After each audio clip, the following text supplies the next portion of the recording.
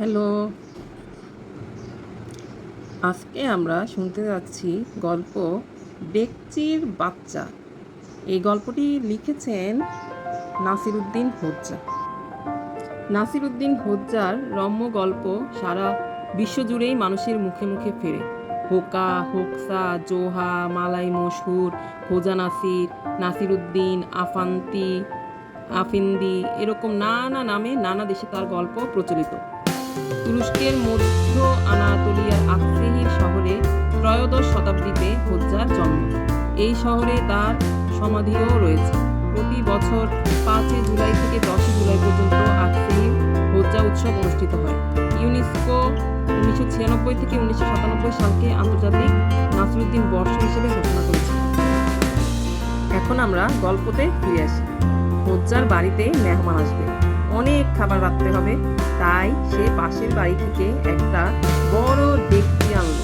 তোমরা সবাই ডেকচি কি জিনিস জানো? ডেকচি হচ্ছে বড় হাঁড়ি। রাতের বেলা হোজ্জা ডেকচি ফেরত দিতে পাশের বাড়িতে গেল। বড় ডেকচির সঙ্গে সে একটা ছোট ডেকচিও নিল। হোজ্জা ডেকচির মালিককে বলল, ডেকচি দুটি নিন।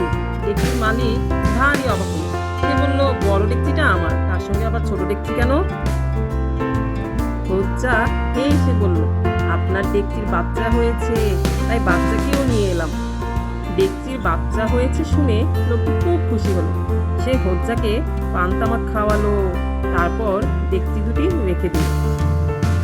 কিছুদিন পর হোজ্জা আবার বড় ডেকচিটা ধার করে আনলো। ডেকচির মালিক মনে মনে ভারী খুশি হলো, ভাবলো এবারও ডেকচির বাচ্চা হতে পারে। বহুদিন পার হলো, কিন্তু হোজ্জা আর ডেকচি ফেরত দিতে আসে না। শেষে ডেকচির মালিক হোজ্জার বাড়ি গেল, বলল, কি ভাই, আমার ডেকচি কই? হোজ্জা মুখ ভার করে বলল, আপনার ডেকচি মারা গেছে। লোকটি অবাক হয়ে বলল, ডেকচি আবার মরে নাকি? হোজ্জা মুচকি হাসলো, বলল, ডেকচি যদি বাচ্চা হতে পারে তাহলে সে মারাও যেতে পারে।